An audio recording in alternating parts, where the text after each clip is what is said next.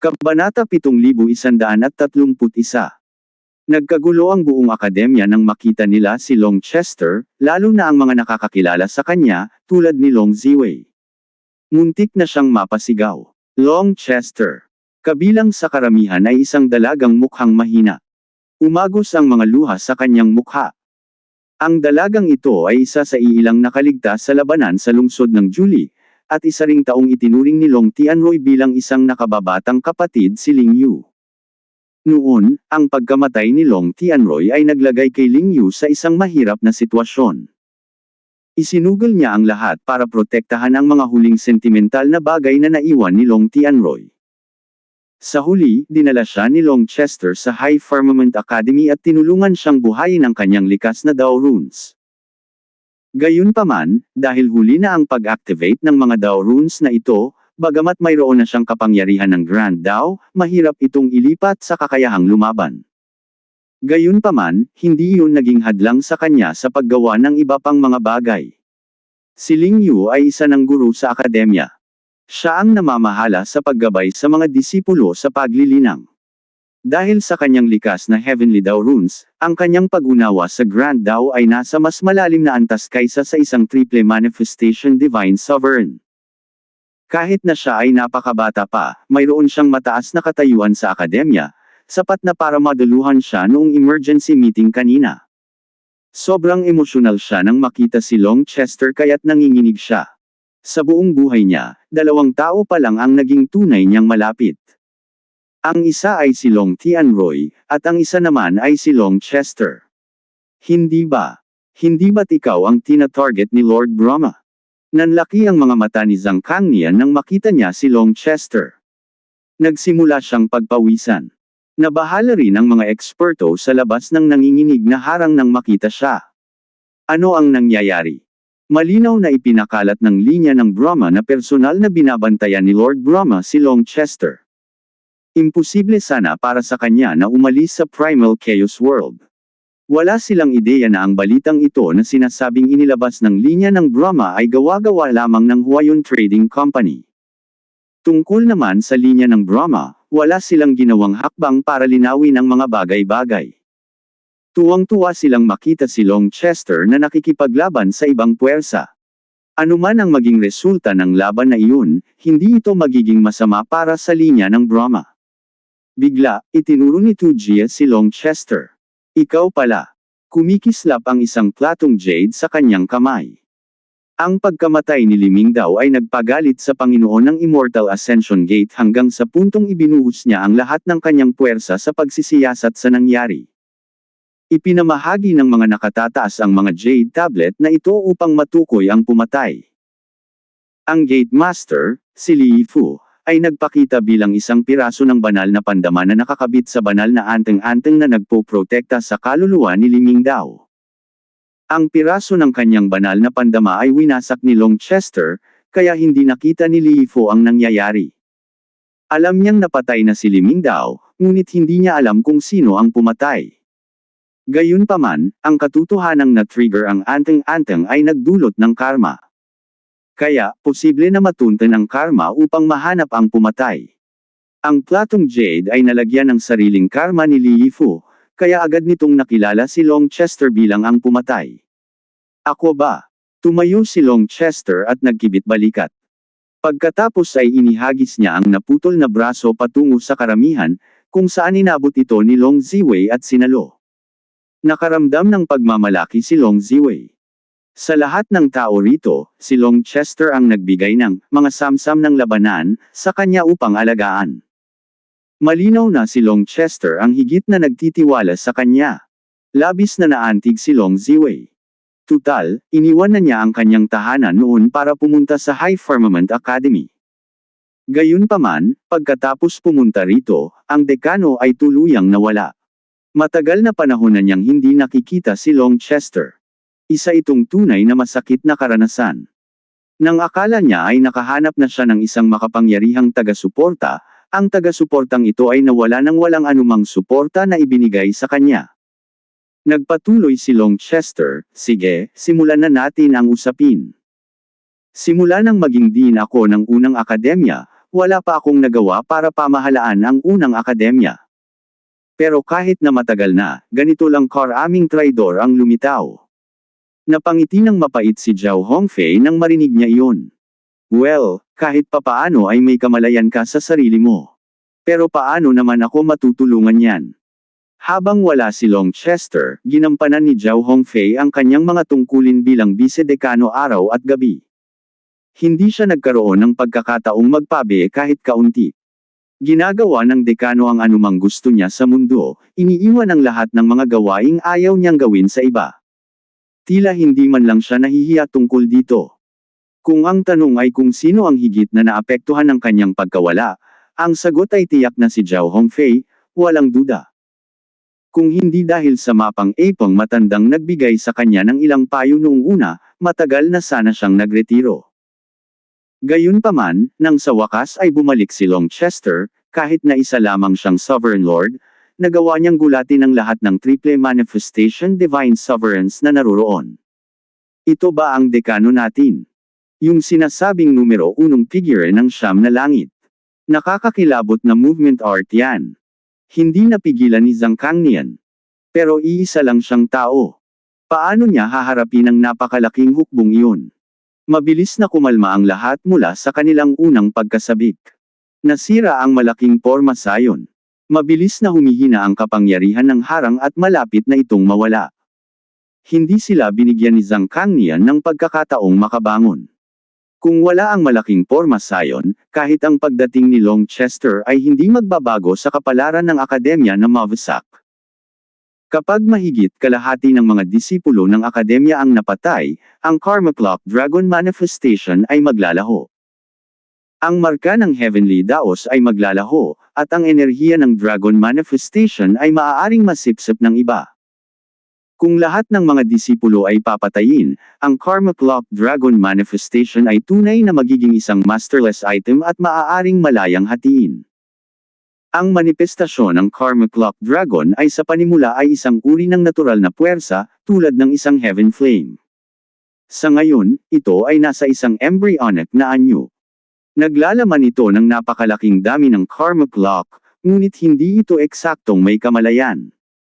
Sa madaling salita, ito ay parang isang malaking dragon na may utak ng isang maliit na batang dragon. Habang lumalaki ito, parami ng parami ang Karma Clock na maiipon sa loob nito, at gigisingan nito ang isang tunay na espiritu. Kung mapoprotektahan nila ito, patuloy itong lalago at magiging mas pisikal, hanggang sa ito ay maging hindi naiiba sa isang buhay na nilalang. Ito ay magiging Guardian Divine Beast ng unang akademya, at ito ay magpakailanman na magtataas ng Karma Clock ng unang akademya. Gayunpaman, sa ngayon, ito ay napakahina pa rin, at ang mga taong umaatake sa unang akademya ay ginagawa ito ng may kasakiman at pagmamadali. Ang karera para sa Karma Clock ay parang isang zero-sum game. Kapag ang isang Karma Clock Dragon Manifestation ay lumitaw sa loob ng isang sekta at umunlad upang maging ganap na pisikal, mas kaunti ang Karma Clock para sa lahat. Ang mas malala pa, kung ang sektang iyon ay malipol at may ibang kumontrol sa Dragon Manifestation, hindi ito magiging kanila. Titigil lang ito sa pagkolekta ng Karma Clock at unti-unting maglalaho, at karamihan sa Karma Clock na natipon nito ay tuluyang mawawala. Kaya naman, walang balak ang mga pangunahing puwersa na hayaan itong lumaki ng labis. Kailangan na nilang kontrolin ito ngayon. Dahil tinanggihan ng unang akademya ang kanilang mga kahilingan na ibahagi ang manifestasyon ng Karma Clock Dragon, maaari lamang nila itong sakupin sa pamamagitan ng puwersa. Laban. Biglang umungal si Zhang Kangnian. Siya at ang lahat ng iba pang mga traidor ay biglang nagpakawala ng kanilang blood chi. Agad na tinawag ni Zhang Kangnian ang kanyang tatlong manifestasyon ng batas. Malinaw na alam nila na hindi sasayangin ng mga tao sa labas ang pagsisikap na iligtas sila kahit na hamina na ang harang. Hihintayin pa rin nilang tuluyang gumuho ang harang. Ang magagawa na lang nila ay lumaban. Hanggat nabihag nila si Long Chester, may pagkakataon pa rin sila. Kung hindi, mapapahamak sila. Nang magsimula na silang gumalaw, isang kulay dugong halberd ang lumipad sa ere, at si Zhang Kangnian at ang kanyang mga manifestasyon ay nahati sa dalawa. Lumitaw ang nakasuot ng itim na baluti na si Kang Lu. Sumugod ang itim na chi sa paligid niya, na nagmukha siyang isang diablo na umaakyat mula sa impyerno. Nagliyab ang Bloodfiend chi sa likuran niya, na nagdulot ng pag-ikot ng espasyo, at sa loob ng apoy na Bloodfiend chi na ito, tatlong malabong manifestasyon ang lumitaw. Mukha silang mga sinaunang diablo na nakapatong-patong, at ang kapangyarihan ng diablo na nagmumula sa kanila ay nagpatigil sa mga traidor sa takot. Nakasipsip si Kang Lu ng napakaraming Bloodfiend chi, at sa wakas ay napaigtad na niya ang sarili niyang mga manifestasyon ng batas. Ang nakakatakot na aura na iyon ay nagdulot ng pagkayanig sa lahat ng nasa loob at labas ng akademya. Isang gulat na sigaw ang biglang nagmula sa mga umaatake. Hindi, sandali. Iyan ang Bloodfiend Devil Lord. Kabanata 7132. Ang bulalas ay nagmula sa isang matangkad at payat na matanda na nakatayo sa tabi ni Tujia. Nakatitig siya kay Kang Lu nang may takot. Ang matanda na ito ay mula sa Corpse Devil Sect. Ang Bloodfiend Devil Lord. Ano iyon? Tanong ng isa pang elder. Sa kabila ng pagiging eksperto ng dalawang ito mula sa Primal Chaos Era, hindi lahat ay nakarinig ng pangalang ito. Paulit-ulit na nagbago ang ekspresyon ng elder ng Corpse Devil Sect, at natahimik siya ng matagal. Sa huli, sinabi niya, maaaring hindi mo pa naririnig ang tungkol sa Bloodfiend Devil Lord, pero narinig mo na ang tungkol sa Dark Sons, hindi ba? Labis na natigilan ng lahat nang marinig iyon. Ang mga anak ng kadiliman ang mga tagapagmana ng madilim na Panginoon. Sa digmaan ng mga sinaunang kaguluhan, nagpakawala sila ng isang salot ng takot sa 9 na langit at 10 lupain, na pumatay ng hindi mabilang na makapangyarihang mga tao. Hindi maituturing na ganoon kataas ang reputasyon ng Bloodfiend Devil Lord sa mga Dark Sons. Hindi ito dahil sa kakulangan ng lakas, kundi dahil lamang sa mabilis siyang namatay. Kaya naman, hindi siya nag-iwan ng marka sa karamihan. Gayunpaman, kilalang-kilala siya ng eksperto ng Corpse Devil Sect. Iyon ay dahil ang kanyang mga ninuno ay pinatay ng mismong si Kang Lu na ito, at personal niyang nasaksihan ang massacre. Ang madugong eksenang iyon ay nag-iwan ng matinding trauma sa kanya noong kanyang kabataan. Kaya naman, agad niyang nakilala ang nakakatakot na Bloodfiend Devil Lord. Ang hindi niya namalayan ay ang makapangyarihang figurang ito na dating Sum Index sa 9 na langit ay ginawang isang puppet pala. Ang nakakatakot na aura ng Bloodfiend Devil Lord at ng Bloodfiend Halberd ay agad na nagpaalala sa kanya ng masasakit na alaala, dahilan para manginig siya ng hindi mapigilan. Habang nakatingin siya sa taong pumatay sa kanyang mga ninuno, ang pinakamatinding nag-aalab sa loob niya ay hindi galit, kundi ang takot na ibinaon niya ng malalim sa kanyang kaluluwa. Samantala, sa loob ng ari-arian ng akademya, nakatayo lamang si Longchester kasama si Kang Lu sa tabi niya. Ang mga traidor na iyon ay hindi nang ahas na gumalaw kahit 1 pulgada sa ilalim ng pressure ni Kang Lu.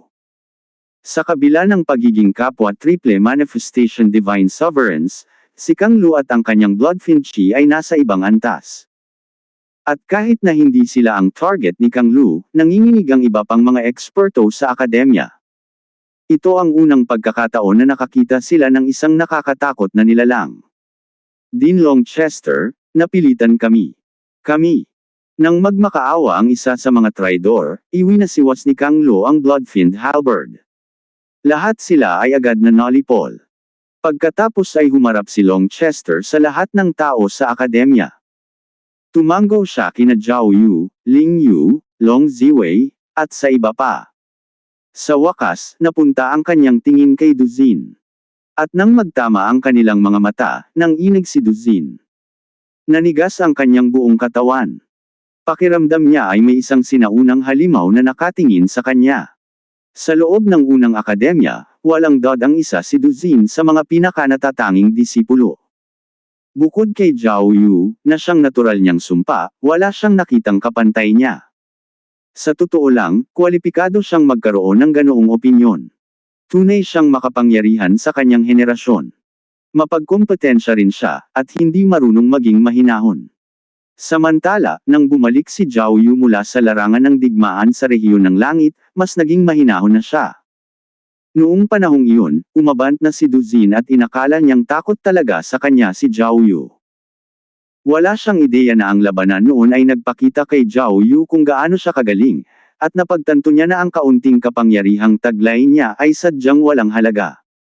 Pagbalik niya sa akademya, mabilis siyang sumulong sa Sword Dao. Nakita niya ang isang bagong mundo na nagbubukas para sa kanya, at humakbang sa mas mataas na antas. Matapos maabot ang antas na iyon, mas malawak ang kanyang pananaw kaysa dati, at nakita niya ang kanyang sarili na mas maliit pa. Dahil dito, ang kanyang kalagayan sa pag-iisip ay naging mas mapagkumbaba at kalmado.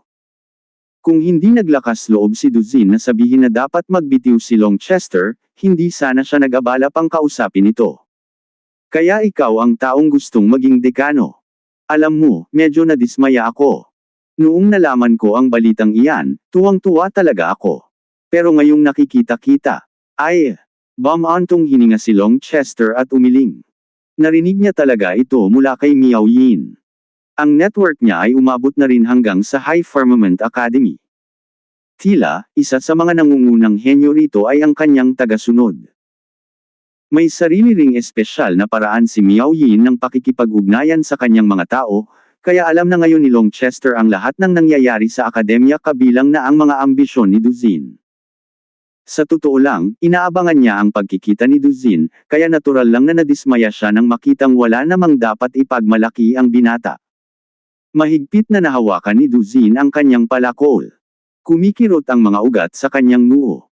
Gayunpaman, natuklasan niyang wala man lang siyang lakas ng loob na lumaban ng harapin si Longchester. Sa katunayan, wala man lang siyang lakas ng loob na makipagtalo. Humarap si Longchester kay Zhao Yu at sa iba pa. Gayunpaman, kahanga-hanga ang katapangan ni Duzin. Dapat kayong matuto mula sa kanya. Ang isang sundalong ayaw maging general ay hindi isang mabuting sundalo, at ang isang disipulong ayaw maging dekano ay hindi isang mabuting disipulo. Ganito ba ipinanganak ang mga hari? Kung wala kang pagnanais na umabot sa mas mataas na antas, paano lalago ang akademya? Paano ka lalago? Paano ako makakapag-retiro? Natigilan ang lahat sa kanyang pananalita. Ang pinakakakaiba ay wala silang narinig na pangungutya sa kanyang boses. Tila hinihikayat niya talaga sila. Tila ayaw niya talaga sa posisyon, at sana ay may isang natatanging disipulo ang pumalit sa kanya. Biglang sumigaw si Tujia, Longchester, pwede ka sanang hindi sumali rito, pero kailangan mo lang itapon ang sarili mo sa impyerno. Dahil nagdesisyon kang pumunta rito, pwede kang mawasak kasama ng una mong akademya. Din Longchester, sinira ni Zhang Kangnian ang porma sayon. Mabilis na bumababa ang kapangyarihan ng harang. Kailangan nating mag-isip ng estratehiya. Sabi ni Zhang Hongfei. Pagbati, Din Longchester. Ang mga eksperto mula sa mga akademya ng sangay na dumating upang palakasin ang unang akademya ay humakbang pasulong. Sila ay mga ekspertong natatakpan noong panahon ng Primal Chaos, at sila ang mga sikretong sandata ng High Firmament Academy na namamahala sa pagtatanggol sa mga akademya ng sangay. Kahit ang mga Triple Manifestation Divine Sovereign na ito ay hindi nang ahas na magpakita ng anumang kawalang galang kay Longchester, hindi lamang dahil si Longchester ang dekano ng unang akademya, kundi dahil sa kanyang walang kapantay na kapangyarihan. Ikinuyong ni Longchester ang kanyang kamao patungo sa kanila. Salamat sa inyong lahat, sa pagpunta rito. Hindi kayo nag-atubiling tumulong sa amin, kahit alam ninyong haharap kayo sa kamatayan. Aalalahanan ng unang akademya ang biyayang ito. Ang aming mga pintuan ay bukas magpakailanman para sa inyo, anuman ang inyong kahilingan. Kahit na nakatanggap ng utos ang mga taong ito mula sa Head Academy na pumunta rito, alam nilang ipinapadala nila ang kanilang mga sarili sa kanilang kamatayan. Ngunit pumunta pa rin sila. Hindi ito dapat ipagwalang bahala. Bukod pa rito, nahulaan ni Longchester na ang punong akademya ay nagbigay ng parehong utos sa lahat ng sangay, ngunit isang bahagi lamang sa kanila ang nagpadala ng mga reinforcement. Malamang, ito ay isang paraan para masubukan sila ng punong akademya. Maraming sangay, kung tutuusin, at hindi matiyak ng punong akademya kung kontrolado pa rin ang lahat ng mga ito. Batay sa pangmatagalang plano ng akademya, lahat ng mga sangay na ito ay dapat na nagsisimula ng magising. Ang muling pagkabuhay ng lahat ng mga sangay ay katumbas ng pagtatatag ng isang napakalaking karmic clock formation sa buong 9 langit at 10 lupain, at kapag ang lahat ng mga sangay na ito ay bumalik sa ganap na kapangyarihan, ang High Firmament Academy ay tunay na babalik sa dating kaluwalhatian nito. Gayunpaman, 30 sangay lamang ng akademya ang nagpadala ng mga karagdagang tauhan. Ipinahihiwatig nito na ang panloob na gawain ng akademya ay hindi lubos na nagkakaisa. Ito ay dahilan ng pag-aalala. Dean Longchester, lahat tayo ay miyembro ng iisang akademya, at nararapat lamang na magkaisa tayo, maging ito man ay para sa pagkalugi o pakinabang. Pumunta kami rito na handang mamatay kung kinakailangan. Gayunpaman, dahil narito ka, maganda kung makakaisip ka ng plano para sa krisis na ito, sabi ng isang elder. Grupo lang yan ng mga langgam. Anong plano? Ako na ang bahala sa kanila. Kumislap ang liwanag ng mga bituin sa ilalim ng mga paa ni Longchester. Napasigaw sa gulat ang mga disipulo nang bigla siyang maglaho at muling lumitaw sa labas ng harang. Kabanata 7133. Nakatayo si Longchester sa harap ng mga tarangkahan, suot ang kanyang itim na roba, kaharap ang walang katapusang hukbo ng mga eksperto ng mag-isa. Bawat tao sa akademya, lalo na ang mga masiglang disipulo, ay labis na natigilan habang nakatitig sa kanyang likuran. Nagsimulang uminit ang kanilang dugo bago pa man nila ito namalayan. Sa wakas ay makikita ko na ulit si boss na lumaban. Sa gitna ng karamihan, si Long Ziwei ang pinakanapuno ng pananabik. Alam niya kung ano ang mangyayari. Napaka-arrogant mo, Longchester. Plano mo bang harapin kaming lahat ng mag-isa? Nagulat si Tu Jia nang makita si Longchester na lumabas ng harang ng mag-isa. Naiparating na niya ang balita sa Immortal Ascension Gate na si Longchester ang pumatay. Hindi pa nga natatanggap ni Li Yifo ang balita, ngunit sa kung anong dahilan ay nagpasya si Longchester na lumabas at tumayo sa harap nila, nang ganoon na lang.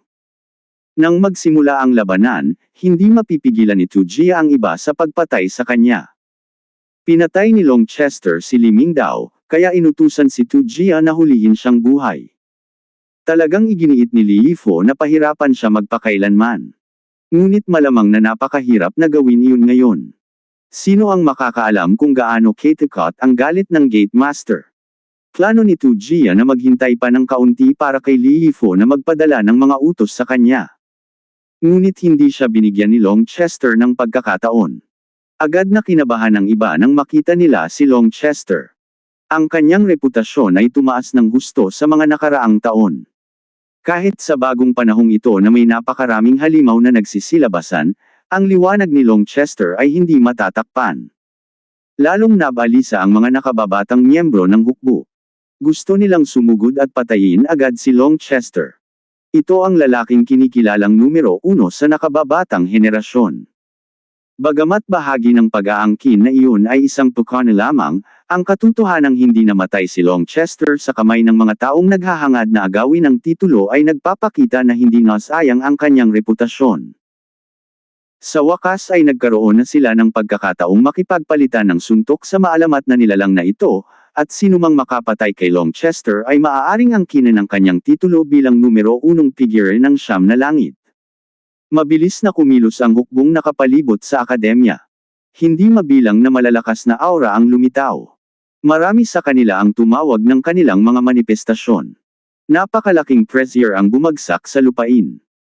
Lalo na ang mga ordinaryong disipulo, maging ang mga divine sovereign na may 3 manifestasyon, ay naapektuhan at napilitang tumawag ng kanilang mga manifestasyon ng batas ng langit-lupa upang lumaban. Ang kanilang malalakas na aura ay tumaas, naging mabangis na alon na hamampas sa harang ng akademya. Mahigit 3,000 triple manifestation divine sovereigns at milyon-milyong nangungunang henyo sa langit bukod pa sa mas malaking hukbo ng mga regular na tropa. Ang ganitong uri ng lineup ay isang bagay na hindi pa nakikita ng mga eksperto ng akademya noon. Bagamat tumangging sumuko ang mga disipulo ng akademya kahit na sa kamatayan, ang pressure na ito ay nag-iwan pa rin sa kanila ng pawis at panginginig. Gayunpaman, nanatili lamang na nakatayo si Longchester sa harap ng mga pintuan na parang isang hindi natitinag na bundok. Nakatitig siya sa hukbo sa harap niya nang walang pakialam. Biglang pumihit at napunit ang kawalan sa di kalayuan, at lumitaw ang isang barkong pandigma. Sina Zian at Miao Yin ay magkatabi na nakatayo sa unahan ng barko, habang ang lahat ay nakausli ang kanilang mga ulo sa gilid ng barko at kinakabahang nanunood. Hindi na ba talaga kailangan na sumali tayo? Tanong ni Miao Yin, habang sumusulyap kay Zian. Bilang tugon, nagbigay si Zian ng isang misteryosong ngiti. Masyado mong minamaliit si Longchester. Sa tingin mo ba talaga ay natalo ka sa kanya dahil sa hindi ka malas? Sa tingin mo ba ay matatalo siya ng iyong kahangahangang kakayahan? Natigilan si Miao Yin. Tila alam ni na Longchester at Zian na mayroon siyang isa pang makapangyarihang baraha, ngunit tila walang pakialam ang dalawa. Ate Miao Yin, hindi mo ba talaga maalala kung bakit mo naisip ang sakupin ng 9 na langit? Biglang tanong ni Zian. Bahagyang nagbago ang ekspresyon ng mukha ni Miao Yin. Ate, alam mo ba kung bakit? Kung masasabi mo lang sa akin, lubos akong magpapasalamat. Nang makita ang reaksyon ni Miao Yin, bumantong hininga si Zian. Nakakaawa naman yang babae mo. Pasensya na, pero may mga bagay talaga akong hindi masabi. Kailangan mong umasa sa sarili mo para dyan. Sa sandaling iyon, kusang kumilos ang hukbo. Walang sino man ang unang gumawa ng hakbang, ngunit ang malalakas na aura na dumadaloy ang dahilan kung bakit maraming tao ang walang nagawa kundi ang kumilos. Nagpatong-patong ang kapangyarihan ng lahat habang bumagsak ito kay Longchester. Ang espasyo sa paligid ni Longchester ay umikot ng husto dahil sa napakalaking kapangyarihan. Nabalot ng tensyon ang akademya at ang mga tauhan ng barkong pandigma. Ngunit pinanood lamang ni Longchester ang napakalaking hukbo na papalapit sa kanya. Kumaway ang kanyang itim na robo habang unti-unting lumalabas sa kanya ang isang matalim na aura. Ang kanyang tinig ay umalangaw-ngaw ng same time sa langit at lupa, parang bulong ng isang Diyos ng digmaan na tumatagos sa kaibuturan ng kanilang mga kaluluwa. Nahihiya ako na wala akong gaanong nagawa para sa unang akademya sa mga nakaraang taon. Bilang dekano, dapat ay mayroon akong maiambag. Kung hindi, marami sa inyo ang tatangging kilalanin ako. Si Duzin at ang kanyang mga kasama ay labis na hindi nasisiyahan kay Longchester bilang pinuno ng unang akademya. Ipinahayag pa nga nila ang kanilang pagnanais na palitan siya. Ngunit sa sandaling ito, lahat sila ay nakaramdam ng matinding kahihiyan. Hindi pinapansin ng lahat, ang lakas ng loob lamang na harapin ang napakalaking hukbo ng mag-isa ay wala sa kanila. Ngayon, bibigyan ko ang lahat ng isang aralin. Gusto kong manood ng mabuti ang mga disipulo at matuto. Ito ang karanasang natamo ko sa pamamagitan ng pagsasapanganib ng aking buhay. Pagkatapos ay humarap si Longchester sa barkong pandigma at tinitigan si Miao Yin. Binibini, dahil pinili mo ang landas ng pangangibabaw, dapat ka ring matuto ng kaunti. Para sa iyong mga tao, dapat kang maging isang santo, isang tagapagligtas. Para sa iba, dapat kang maging isang mabait na hari.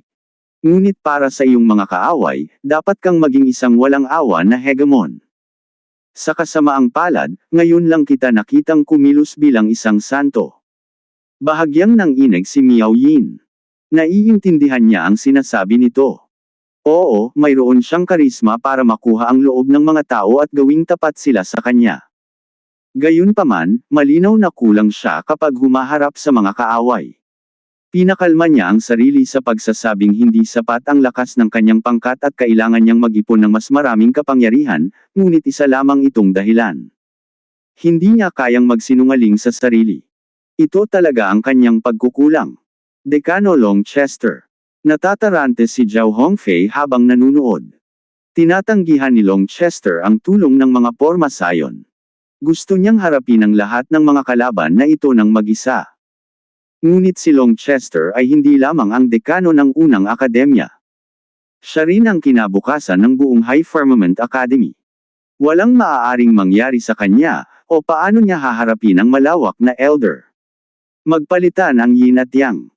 Ang walang katapusang langit at ang walang hanggang lupa ay magbabaliktad.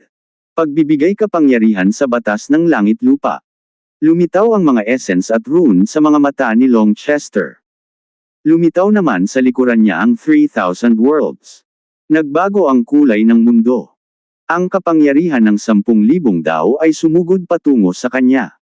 Nang inig ang 3,000 mundo nang magsanib at magliyab ang dalawang kapangyarihang may lahi. Naging isang nagliliyab na haligi ng liwanag na pumailanglang sa kalangitan. Isang higanteng alimpuyo ng kidlat at maitim na ulap ang lumitaw sa kalangitan. Isa itong hindi maarak na malaking alimpuyo, na hindi kayang sakupin ng kahit anong tingin o banal na pandama. Para bang kakababa lang ng parusa mula sa langit. Mga langit, ang manifestasyong ito. Wala pang nakasaksi ng ganito katakot na manifestasyon. Ang kanilang tinatawag na manifestasyon ng batas ng langit lupa ay tila napakaliit kung ikukumpara. Simulan na ang pagpatay. Biglang nawala si Longchester sa kanyang kinatatayuan. Isang triple manifestation divine sovereign sa hukbo ng kaaway ang sumabog at naging blood mist, at mula sa blood mist na ito, isang figurang nakaitim ang lumitaw na parang isang malademonyong Diyos na gumagapang pataas mula sa impyerno. Patayin mo siya. Galit na galit ang buong hukbo. Agad nilang sinalakay si Longchester mula sa lahat ng panig. Kabanata 7134. Kakasugod lang ni Longchester sa isang napakalaking hukbo ng mag-isa at agad na ginawang blood mist ang isang triple manifestation divine sovereign. Para itong isang madugong paputok na nagbubukas ng mga kurtina sa labanang ito. Ang hukbong kumukubkob sa akademya ay labis na nagalit. Maging ito man ay ang triple manifestation divine sovereigns na nabuhay ng hindi mabilang na taon o ang mga henyo sa langit ng bagong panahon, ang pagiging minamaliit ng ganito ay sapat na upang mabaliw sila. Dahil sa pagkakaayos ng mga sundalo, ang mga triple manifestation divine sovereign ang unang nagtipon kay Longchester. Lubos nilang tinakpan ang anumang daanan para makatakas. Ang High Firmament Academy at ang mga eksperto ng battleship ay natakot ng husto. Dahil napapaligiran ng ganito, paano kaya lalaban si Longchester? Halos hindi nila siya makita sa dami ng mga ekspertong nagkukumpulan sa kanya. Ngunit ang nakita nila ay si Longchester na dahan-daang nagtaas ng kamay. Nagdikit ang kanyang gitnang daliri at hinlalaki, at ang kapangyarihan ng langit lupa ay naipon. Isang diagram ng Taiji ang nakalat sa ilalim ng kanyang mga paa, at pagkatapos, pinitik niya ang kanyang mga daliri. Boom! Ang mga ekspertong nakapalibot sa kanya, maging sila man ay triple manifestation divine sovereigns o ang mga nangungunang henyo sa langit sa panahong ito, ay nakaramdam ng isang hindi mapigil ang pagbaha ng kapangyarihan ng batas na bumalot sa kanila, at sila ay nalipad. Sa simpleng pagtama ng daliri na ito, ang kanilang tila hindi may iwasang kulungan ay nawasak. Ang napakalaking hukbong ito ay tila walang kapangyarihan sa harap ni Longchester. Ano? Nanlaki ang mga mata ni Miao Yin. Alam niyang kontrolado rin ni Longchester ang dugong lila, ang supreme blood, at ang dugong dragon, ngunit kumbinsido siya na ang astral energy nito ang pinakamalakas. Ngunit sa isang iglap na ito, na halatang hindi pinapagana ng astral energy, nakapagpalaya si Longchester ng mahigit 3,000 triple manifestation divine sovereigns. Ang walang kapantay na kapangyarihang iyon ay nagpagulo sa kanyang puso. Mula sa labas, tila isang casual na atake lamang ito, ngunit si Miao Yin ay isang tunay na eksperto, kaya masasabi niyang ang kapangyarihang langit lupa na ginamit ni Longchester ay hindi mas mahina kaysa sa enerhiyang astral na ginamit niya laban sa kanya. Kaya, kung tama ang kanyang hinuha at ang kanyang enerhiyang astral ang talagang pinakamalakas niyang yaman, isa lang ang ibig sabihin nito, hindi man lang ginamit ni Longchester ang lahat ng kapangyarihan nito laban sa kanya. Samantala, humakbang pasulong si Longchester, agad na lumitaw sa harap ng isang triple manifestation na divine sovereign. Umungol ang lalaki at tinawag ang isang alon ng gininto ang banal na liwanag. Ang kapangyarihan ng batas ay agad na nagtagpo sa isang set ng battle armor. Ngunit ang battle armor na ito ay nabuo pa lamang ng tapikin ni Longchester ang kanyang dibdib gamit ang daliri. Ang isang tapik na ito ay nagpabagsak sa kanyang baluti. Paano mo ginawa? Hindi makapaniwalang nakatitig ang lalaki kay Longchester habang nandidilim ang mga mata. Tiningnan niya ang katawan nito, o kahit man lang ang itaas na bahagi na naroon pa rin, ngunit hindi niya natapos ang tanong bago ito namatay. May depekto ang kanyang banal na kakayahan. May kahinaan sa kanyang baluti sa itaas mismo ng kanyang tiyan. Sa mga disipulo ng akademya ay nakatayo ang isang babae na tila mas gulat pa kaysa sa ibang mga manunood.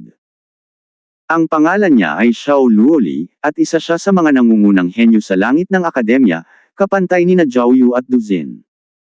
Naka-ponytail ang kanyang buhok at may malaya at bayaning anyo. Ang dahilan kung bakit siya labis na nagulat ay hindi dahil sa hindi niya maintindihan ang nangyayari, kundi dahil mas malinaw niyang nakikita ang lahat kaysa sa iba. Ang kanyang mga mata ang kanyang pinakamalaking kalakasan. May kakayahan itong makita ang katotohanan at kasinungalingan, pati na rin ang matukoy ang mga kahinaan ng mga tao. Dagdag pa sa kanyang natatanging pagpapasya, ang isang karaniwang eksperto ay hindi karapat-dapat na magdala ng kanyang sapatos. Tutal, agad niyang nakikita ang kanilang mga kakayahan at maging ang kanilang mga iniisip. Paano nila siya lalabanan? Ang kanyang mga mata ay parang magagandang hiyas na nakatutok sa mga mandirigma. Agad niyang ginamit ang kanyang banal na kakayahan sa sandaling tumuntong si Longchester sa larangan ng digmaan, at mula sa kanyang posisyon, siya ay parang isang Diyos na nakakaalam ng lahat ng bagay na nagbabantay sa lahat. Walang makakatakas sa kanyang tingin. Dahil nga sa kadahilanang iyon, natulala pa rin siya. Siyempre, hindi maglalakas loob ang mga tao na gamitin ang parehong pamamaraan ng 2 beses laban sa kanya, ngunit ang triple manifestation na Divine Sovereign na iyon ay hindi man lang gumamit ng kanyang depensibong pamamaraan kahit 1 beses bago napansin ni Longchester ang kahinaan nito at kumilos. Ang talas ng mga mata nito ay higit pa sa kanya. Biglang umalangaw-ngaw ang isang matinding ungol. Longchester, masyado kang mayabang. Isang higanti ang lumitaw sa harap niya o sa halip, ang bangkay ng isang higanti. Mas partikular, ito ay ang bangkay ng isang lalaki mula sa lahing barbarian blood na pinino at ginawang isang puppet noong panahon ng Primal Chaos. Ang bangkay ay puno ng aura ng kamatayan at pagkabulok. Maging ang mga batas ng langit at lupa ay nabubulok sa paligid nito, at ito ay mukhang talagang nakakatakot. Sumugod ang higanting puppet kay Longchester. Natural lang, wala itong takot sa kamatayan, at walang pakialam sa anumang maaaring gawin dito ni Longchester. Iyan ang puppet ng Corpse Devil Sect. Nakalalasan at isinumpo ito. Sigaw ng isang elder ng akademya. Kailangang iwasan ang isang puppet ng bangkay na tulad nito. Napakadali lang para sa mga lason nito na sumalakay sa katawan ng isang tao. Kung tungkol naman sa enerhiya ng sumpa nito, mas nakakatakot pa ito. Nagagawa ng bangkay na kumapit sa isang target, pagkatapos ay sumabog ng kusa at pabagsakin ang target kasama nito. At kung hindi mamamatay ang target, ang enerhiya ng sumpa na ito ay didikit sa kanila at kakalawanggan ang kanilang katawan at kaluluwa. Nagliyab ang apoy sa katawan ni Longchester. Sumugod din siya patungo sa higanting bangkay na parang wala siyang kinatatakutan. Boom! Laking gulat ng lahat nang biglang nag-iba ang nagliliyab na katawan ni Longchester nang tumama ito sa higanti. Tila napatay siya sa isang suntok lang. Ngunit ng mga sandaling iyon, nang inag ang bangkay at nanigas sa hangin na parang estatwa. Biglang nakita ng mga tao si Longchester na nakatayo sa di-kalayuan, sa likod ng isang matandang may buhok na buhok. Nakahawak ang kamay niya sa batok ng matanda, iniangat ito pataas. Paano niya natagpuan ang Panginoon ng ganoon kadali? Napatitig si Xiao Luoli nang hindi makapaniwala. Kahit na halos nakikita niya ang buong larangan ng digmaan mula sa pananaw ng mga heavenly daos, itinago ng Panginoon ng puppet ng bangkay ang kanyang sarili gamit ang isang lihim na sining. Hindi niya mahanap kung saan ito nagtatago. Biglang gumalaw ang bangkay. Sumugod ito patungo sa pinakamasikip na kumpol ng mga eksperto. Umalis kayo sa daan. Sigaw ng mga eksperto ng Corpse Devil Sect sa takot. Boom! Walang silbi ang babalang ito. Nang marinig ito ng iba, sumabog na ang bangkay na puppet. Agad na napuno ng Dark Violet Devil Chi ang nakapalibot na espasyo. Mahigit 100 triple manifestation divine sovereigns ang direktang nawasak. Daan-daan pa ang halos hindi nakapagligtas ngunit ngayon ay nababalutan na ng itim na chi. Lahat sila ay isinumpa. Para naman sa mga disipulo, ilang dosina lamang ang nakatakas sa pagsabog, at sila ang mga mapalad na may kahit anong uri ng Supreme Protective Treasure o katulad nito.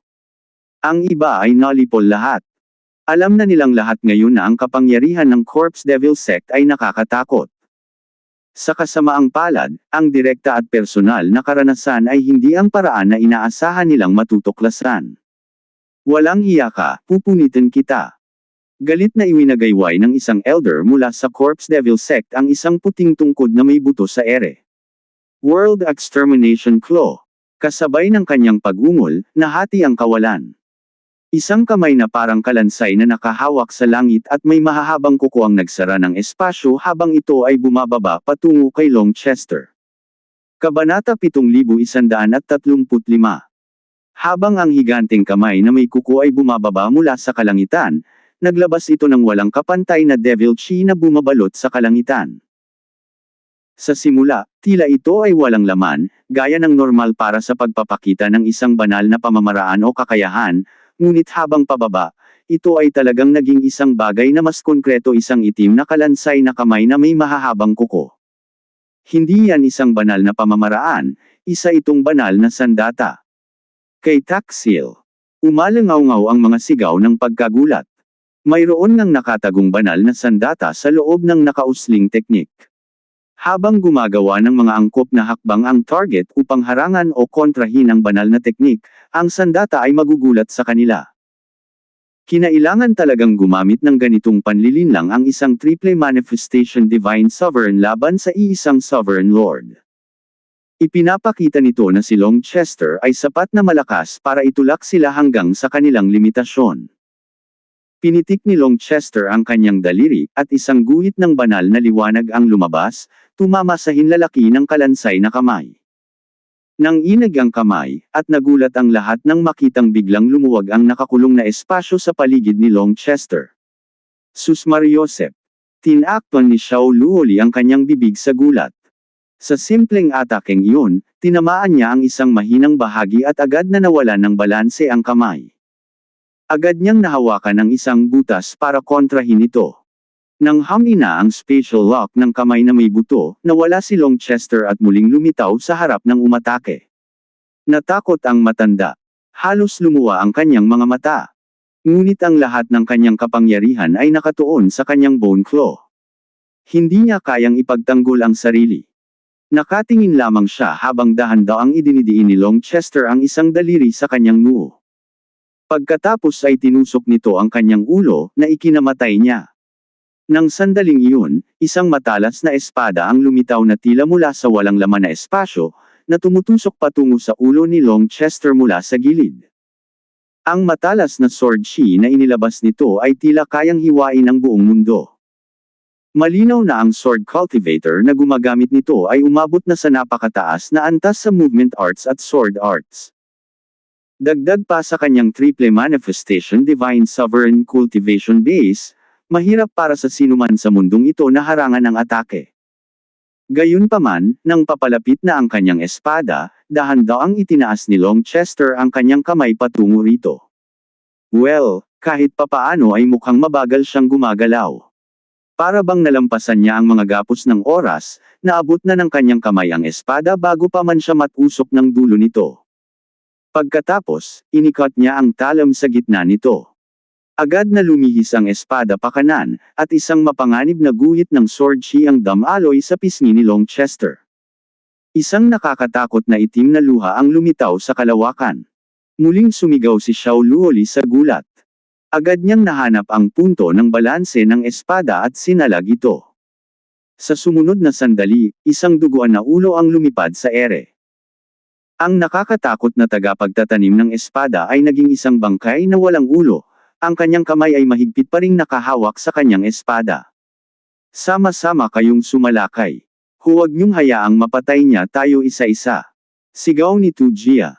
Talagang takot na siya ngayon. Ang kakayahan ni Long Chester sa pakikipaglaban ay talagang nakakagulat. Kahit isa lang siyang tao, hindi mapigilan ni Tujia ang matakot. Isang hakbang lang ang ginawa ni Longchester, at isa na namang triple manifestation ang napatay ng Divine Sovereign. Hindi na siya nagkaroon ng pagkakataong lumaban. Kumislap ang figure ni Longchester sa larangan ng digmaan. Tila maaari siyang lumitaw kahit saan niya gusto. Sa bawat paglitaw niya, isang triple manifestation ang napatay ng Divine Sovereign. Natigilan ang mga disipulo ng akademya. Susmariosep, mga ordinaryong atake lang ang gamit niya. Manood kayong mabuti. Tinuturuan tayo ni Dean Longchester kung paano lumaban. Dapat ninyong gawin ang inyong makakaya upang maunawaan ang nangyayari. Isang pagkakataon lang ang makukuha ninyo. Sigaw ni Xiao Luoli. Hindi lamang ito isang palabas. Kung mauunawaan nila kahit ang pinakamaliit na bahagi ng estilo ng pakikipaglaban ni Longchester, sapat na yun para sa kanila habang buhay. Sa loob lamang ng ilang paghinga, napatay ni Longchester ang 12-dosenang triple manifestation Divine Sovereign. Para siyang isang multo na gumagalaw sa kanilang hanay, at walang sinuman ang nakakapigil sa kahit isang suntok mula sa kanya. Pinapatay niya ang triple manifestation Divine Sovereigns na parang mga manok. Natigilan din ang mga eksperto sa barkong pandigma sa nakitang ito. Si Longchester ay parang isang Diyos na pumapatay ng multo. Saan man siya magpunta ay katapusan ng buhay. Inaani niya ang kanilang mga kaluluwa sa pamamagitan lamang ng pagkumpas ng kanyang kamay. Ang mga Divine Sovereign na may tatlong manifestasyon na dapat sana'y nangingibabaw sa panahong ito ay kasing walang halaga ng mga dahon ng damo sa harap ng isang matalas na karit. Ito ay isang nakamamanghang at madyugo na tanawin. Sinubukan ni Tujia at ng iba pa na palibutan at pigilan si Longchester, ngunit tila nahuhulaan na ni Longchester ang kanilang mga galaw bago pa nila siya mahuli. Palagi siyang nakakatakas bago pa sila makaposisyon. Mayroon silang 36 na pinakamagaling na eksperto. Ito ang pang-anim na beses nilang sinusubukang palibutan siya, ngunit palagi itong nararamdaman ni Longchester at nakakatakas. Kung gusto nilang bumuo ng isang kulungan, kakailanganin nilang ikulong ang espasyo sa 6 na direksyon, harap, likod, kaliwa, kanan, itaas, at ibaba. Palaging tumatakas si Longchester mula sa kaliwang ibaba dahil iyon ang sentro ng pormasayo ng labanan, at napansin niya iyon. Hanggat may nararamdaman siyang malakas na lumilitaw doon, agad siyang umaalis. Lahat kayo, magbantay ng mabuti. Ang kaalamang ito ay maaaring magligtas ng inyong buhay. Si Xiao Luoli ay ganap na nakatuon sa pagmamasid sa laban, at kasabay nito, kinukonsinti niya ang kanyang mga kapwa-disipulo tungkol sa kanyang nakikita. Kapag nakapatay si Longchester ng tao, ipapaliwanag niya ang puntong naunawaan ni Longchester at magbibigay ng buod para mapag-isipan ng lahat. Ang dahilan kung bakit niya lubos na naunawaan ang mga kilos ni Longchester ay bahagyang dahil sa kakaibang talento nito, at bahagyang dahil din sa katotohanang sadyang nagyayabang si Longchester. Ginagawa niya ang mga bagay sa paraang madali niyang makikita. Sa madaling salita, nagpapakita lang siya para sa kanyang kapakinabangan. Kung wala ang paliwanag ni Xiao Luoli, halos lahat ng mga henyo sa langit ay makakaintindi sana ng mag-isa, ngunit ang mga mahihinang disipulo ay mahihirapan ding maunawaan ang nangyayari. At kahit ang mga nangungunang eksperto ay hindi makakaintindi ng lahat, lalo na ang makapagpaliwanag nito ng malinaw. Kaya naman, ang paliwanag ni Xiao Luoli ay talagang lubos na tinatanggap. Halos hindi maisip kung gaano karaming kasanayan at karanasan ang nasa likod ng mga taktika ni Longchester. Gumagamit lamang siya ng mga pangunahing opens iba at depensang galaw, ngunit ang bawat pagpatay ay ginagawa sa iba't ibang paraan. Ang ganitong uri ng kasanayan ay isang bagay na hindi pa nila narinig na taglay ni Newman, lalo na't hindi pa nila ito nasaksihan ng personal. Sa loob lamang ng halos kalahati ng oras ng isang incense stick, napatay ni Longchester ang daan-daang triple manifestation Divine Sovereigns. Ano man ang kanilang gawin, hindi nila siya nagawang hawakan, at wala pa rin kahit isang tao na kayang harangan kahit isa sa kanyang mga atake. Bukod pa rito, ang pinakamalakas na eksperto rito ay hindi pa nagkakaroon ng pagkakataong makipagpalitan ng suntok sa kanya. Di nagtagal, halos sangkatlo ng triple manifestation ng Divine Sovereigns ang nawala, at sa puntong ito, si Tujia at ang iba pa ay talagang nataranta na. Ngunit biglang may nangyari na nagbigay sa kanila ng pag-asa, ang defensive barrier ng akademya ay nanginig ng malakas. Nagbago ang ekspresyon ni Zhao Hongfei. Nakikita niyang umabot na sa puntong kahit ilang hampas lang ay magdudulot na ito ng pagguho. Huwag mong pansinin si Longchester at atakihin mo ang harang. Lilipulin natin ang akademya. Nang makitang hindi nila kayang hawakan si Longchester, inutusan ni Tujia ang iba pang mga nangungunang eksperto na magtuon sa kanilang unang layunin. Lumayo ang 36 sa kanila mula kay Longchester at nag-iba ng anyo bilang mga guhit ng liwanag na sumulpat patungo sa akademya. Mga kapatid, humanda kayong lumaban. Kahit mamatay tayo, wala kayong dapat ikatakot. Tiyak na ipaghihiganti tayo ng ating mga amo. Sigaw ni Long Ziwei. Patayin. Sa harap ng grupo ng mga nakakatakot na eksperto ni Tujia, pinagdikit ng mga alagad ng akademya ang kanilang mga ngipin. Bawat isa sa kanila ay parang isang uhaw sa dugong halimaw, handang kumagat sa isang kaaway at hilahin sila pababa sa kanilang kamatayan. Ngunit ng sandaling iyon, umikot ang kawalan. Lumitaw sina Kang Lu, Lei Linger, at Wo Linger sa harap ng mga pintuan. Sige, dito na nagtatapos ang aralin. Lahat ng nasa unang akademya, pakinggan ang aking utos. Lumabas kayo at lumaban. Umalangaw-ngaw ang boses ni Longchester sa buong langit at lupa na parang alulong ng dyablo. Walang matitira. Kabanata 7136. Kasunod ng utos ni Longchester, sumugod sina Kang Lu, Wo Linger, at Lei Linger. Iwasan mo ang Bloodfiend Devil Lord. Huwag mo siyang kalabanan ng direkta. Mag-focus ka sa pagpasok sa akademya. Sigaw ng eksperto ng Corpse Devil Sect. Nakikita na niya ngayon na ang Bloodfiend Devil Lord ay isang puppet, ngunit kahit ano pa ang kalagayan niya, hindi siya isang kalaban na maaari nilang harapin. Kailangan nilang magtuon sa kanilang unang target. Kung tungkol naman kina Wo Linger at Lei Linger, napapansin ng matanda na ang dalawang ito ay hindi mga tao o demonyo kundi mga natural na espiritu. Walang dapat ikatakot. Kaya, agad silang naghiwalay at iniwasan si Kang Lu, gustong lampasan sina Wo Linger at Lei Linger. Boom! Boom! Isang kagubatan ng apoy at isang dagat ng kidlat ang biglang lumitaw. Nagmamadaling lumabas mula sa kagubatan ng apoy ang mga Jade Rabbit at Golden Crows, habang ang hindi mabilang na mga halimaw ng kidlat ay umungal sa loob ng dagat ng kidlat. Ginaising ni Lei Linger ang sarili niyang manifestasyon ng batas ng langit-lupa. Ang dagat ng kidlat ay puno ng mga nagngangalit na dragon, mga ibong matingkad berde, mga itim na pagong, mababangas na tigre, at iba pang mga halimaw. Ginulo ng dagat ng kidlat ang mga heavenly Dao, at nagkagulo ang mga batas. Kung tutuusin, ang kidlat ni Lei Linger ay pangunahing kidlat ng isang makalangit na kapigatian. Ang kanyang manifestasyon ay puno ng isang mapanirang kalooban na naging parusa sa langit para sa simpleng kidlat. Mabilis na kumalat ang dagat ng kidlat. Masyado nang nauuna ang mga Divine Sovereign na may tatlong manifestasyon ng lumitaw ito, at kahit sinubukan nilang umatras nang maramdaman nilang may mali, huli na ang lahat. Lahat sila ay nilamon ng mga halimaw na may kidlat. Sa kabilang banda, mayroon ding ilang mga malas na bastardo na nagtiwala sa mga salita ng eksperto ng Corpse Devil Sect at inakala na kaya nilang sumugod. Ngunit nang makapasok sila sa kagubatan ng apoy, nagsimula silang sumigaw ng malungkot. Sa loob lamang ng ilang paghinga, sila ay naging abo.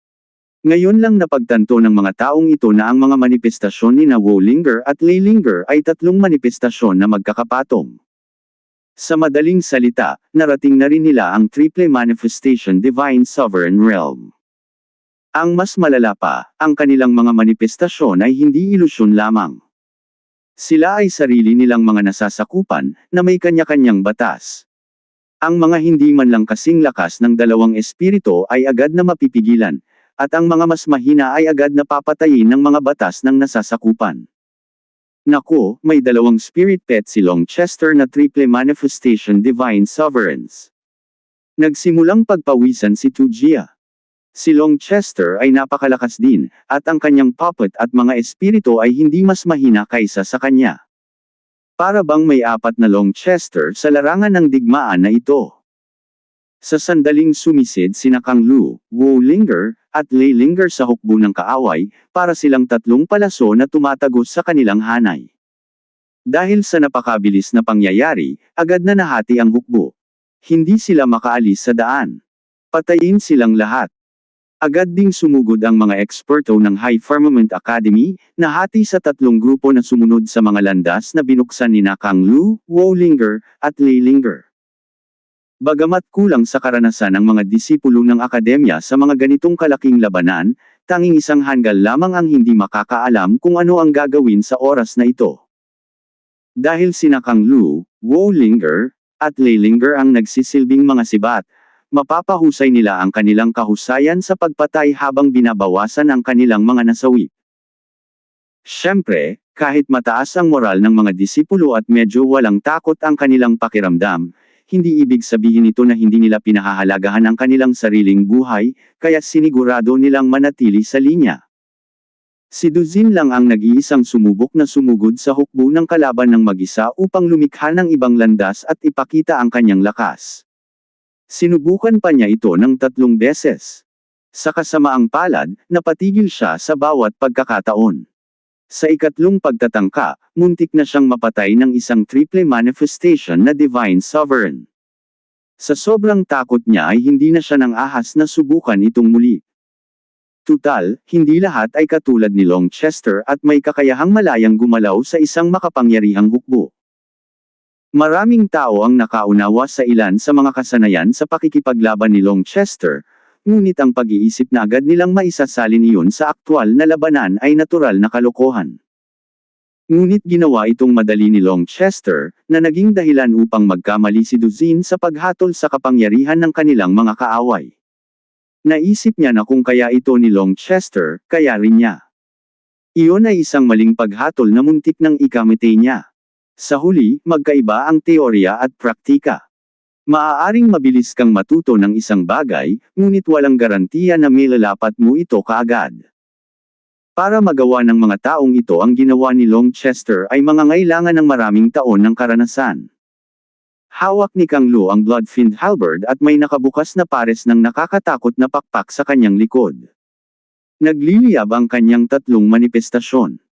Bumalik na ang Bloodfiend Devil Lord na Sum Index sa hindi mabilang na mga eksperto noong panahon ng Primal Chaos. Lumipad ang laman at dugo saan man siya magpunta. Pinunit ng Bloodfiend Halberd ang mga sandata ng kanyang mga kaaway na parang gawa sa tofu. Kung tungkol sa mga katawan lamang ng laman at dugo, halos hindi sila lumalaban kumpara sa hangin sa kanilang paligid. Nagsisi ang mga disipulong sumusunod kay Kang Lu. Napakabilis ng pag-atake ni Kang Lu kaya hindi nila ito nahabol. Sa kabilang banda, ang kanyang saklaw ng pag-atake ay hindi kasing laki ni Wu Linger at Lei Linger. Dahil dito, lalong lumakas ang pressure sa mga sumusunod sa kanya. Sa sandaling mahiwalay sila kay Kang Lu, sila ay ihihiwalay at malalantad, at pagkatapos, sila ay magiging madaling biktima ng kanilang mga kaaway. Nang magsimulang tumindi ang pressure sa kanila at malapit na silang malunod sa dagat ng mga kaaway, muling nagpasigla sa kanila ang tunog ng tambol. Biglang naglaho ang lahat ng kanilang mga alalahanin, takot, at pangamba. Isang pag-agos ng kumpiyansa at lakas ng loob ang bumukal sa kanila. Nagulat silang lahat. Dali-dali silang tumingala at nakita si Miao Yin na nakatayo sa ere. Isang tambol pandigma ang lumitaw sa harap niya. Dahan-dahan niyang itinaas ang kanyang kamay at ibinaba ito. Boom! Muling umalangaw-ngaw ang tunog ng tambol. Sa pagkakataong ito, ramdam ng mga disipulo ng akademya ang pagkulo ng kanilang dugo. Para bang biniyayaan sila ng walang hanggang kapangyarihan. Boom! Muling hinampas ni Miao Yin ang tambol, at biglang sumiklab ang mga apoy mula sa mga disipulo ng akademya. Ang mga apoy na ito ang naging dahilan upang magtipon ang mga batas ng langit at lupa sa paligid nila. Lumakas ng husto ang kanilang mga aura. Mga mandirigma ng akademya, hayaan ninyong suportahan ko kayo gamit ang aking God King Army Breakdown Song. Ang boses ni Miao Yin ay walang katulad ng karaniwang banayad na init nito. Sa halip, ito ay nagkaroon ng isang kabayanihan ngunit malupit na tono. Binibigyan niya ang lahat ng walang kapantay na lakas, ngunit ito ang uri ng brutal na lakas na inilaan para sa walang awang pagpatay. Pabilis ng pabilis ang tibok ng tambol, at sa isang punto, nagsimulang sumayaw si Miao Yin kasabay ng tibok. Kumalat ang mga sound wave sa buong larangan ng digmaan. Sumugod ang mga disipulo ng akademya. Pakiramdam nila ay sasabog sila kung hindi nila gagamitin ang kapangyarihang ito. Patayin silang lahat. Taglay ang walang kapantay na moral, pinatay ng mga disipulo ang kanilang mga kaaway. Talagang nakaramdam sila ng lakas ng awiting ito, at agad silang nagbago mula sa pagiging tupa patungo sa pagiging tigre. Sus Mariosep, patayin mo ang babaeng yan. Sigaw ni Tu Jie sa takot. Nabigla siya sa ganitong pagbabago ng mga pangyayari. Ang tambol ni Miao Yin ay tunay na nakakatakot. Pinalakas nito ang kapangyarihan ng mga disipulong ito nang hindi bababa sa 10 beses. Ang ganitong bagay ay isang bagay na hindi pa nakita kahit ng isang sinaunang halimaw na tulad ni Tu Jie noon. 36 na figure ang sumugod patungo kay Miao Yin. Pakiramdam nila ang pagpatay kay Miao Yin ang pinakamahalagang bagay ngayon. May iba pang bagay na maaaring maghintay. Kung gagamitin ang mga kakayahan ni Miao Yin para suportahan si Longchester, hindi ka panipaniwala ang mga kahihinatnan. Nakita ni Longchester ang grupo ni Tu Jie na pinupuntirya si Miao Yin, at akmang lalapit na sana siya para ipagtanggol ito nang pigilan siya ni Miao Yin. Hindi mo na ako kailangang tulungan, batang Panginoon. Kaya ko na silang harapin ng mag-isa. Kabanata 7137. Sa sandaling magsalita si Miao Yin, tumalon siya sa tambol. Kahit na lumipat siya sa paghampas ng tambol gamit ang kanyang mga paa, hindi naputol ang ritmo. Ikinumpas niya ang kanyang mga kamay, at ang kanyang damit ay naging isang pulang damit na may mahaba at umaagos na manggas. Sumayaw si Miao Yin kasabay ng pagtama ng tambol. Ang kanyang mga manggas ay parang nagliliyab na bahaghari na lumilipad sa himpapawid. Ito ay isang walang kapantay na magandang tanawin. Kumislap ang mga butik ng bituin sa kanyang mga manggas habang biglang hamaba ang mga ito, lumilipad patungo kay Tu Jie at sa iba pa. Boom! Nagliyab ang tatlong pagpapakita ni Tu Jie, at pinakawalan niya ang isang malakas na palad na natatakpan ng mga loron. Nabasag ang pulang manggas nang madikit ito. Gayunpaman, nagulat siya nang matuklasan na ang kapangyarihang taglay ng manggas na iyon ay sapat na para pigilan ang kanyang suntok at maging dahilan para medyo manhid ang kanyang braso. Naku, paanong nakakakilabot ang isang disipulo ng Heavenly Sound Sect? Nagulat at nagalit si Tu Jie. Hindi pa niya nakikilala si Miao Yin noon, ngunit narinig na niya ang tungkol dito. Tutal, isa siya sa mga music maestro ng Heavenly Sound Sect. Isa siya sa pinakamalakas na disipulo ng nakababatang henerasyon, pangalawa lamang sa Music Grandmaster. Bukod pa rito, buong pagmamalaking ipinahayag ni Liming Dao na pakakasalan niya si Miao Yin, kaya maraming tao sa Immortal Ascension Gate ang nakakaalam tungkol sa kanya. Gayunpaman, wala sa kanila ang mag-aakalang ganito siya kalakas.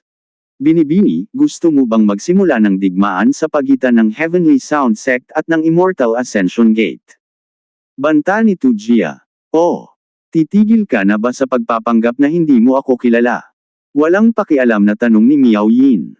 Bago iyon, sinabihan ni Tu Jie ang lahat na, patayin ang babaeng iyon. Sinasadya niyang umakto na parang hindi niya kilala kung sino ang babaeng iyon. Sa ganoong paraan, kahit na mag-imbestiga ang Heavenly Sound Sect, maaari silang magpanggap na hindi nila alam kung sino ang kanilang pinatay. Ang Immortal Ascension Gate ay sapat na makapangyarihan para hindi na ipilit pa ng Heavenly Sound Sect ang bagay na iyon. Gayunpaman, ang napakalaking kapangyarihan ni Miao Yin ay nagparamdam kay Tu Jie ng panganib. Dapat kong ipaalam sa iyo na ako, si Miao Yin, ay katulong na ngayon ni Young Master Longchester. Wala na akong anumang relasyon sa Heavenly Sound Sect. Anunsyo ni Miao Yin. Hindi tumigil ang kanyang sayaw. Sa katunayan, ang tibok ng tambol ay lalong bumilis at lumakas. Ang lahat bago ito ay isang banayad na crescendo, ngunit ngayon, ang kanyang pagganap ay umaabot sa sukdulan. Mga laso na kulay bahaghari ang hamabi sa hangin, na bumubuo ng isang hindi matitinag na lambat sa paligid niya. Ang mga mabilis na pag-atake ni Tujiya at ng iba pa ay hindi nakalusot. Muling nagbago ang sayaw ni Miao Yin, at ang ritmo ay lalong lumakas at tumindi. Ang mga disipulo ng akademya ay sumigaw at nagpakawala ng walang kapantay na kapangyarihan. Napuno ng mga bali na paa at dugo ang larangan ng digmaan.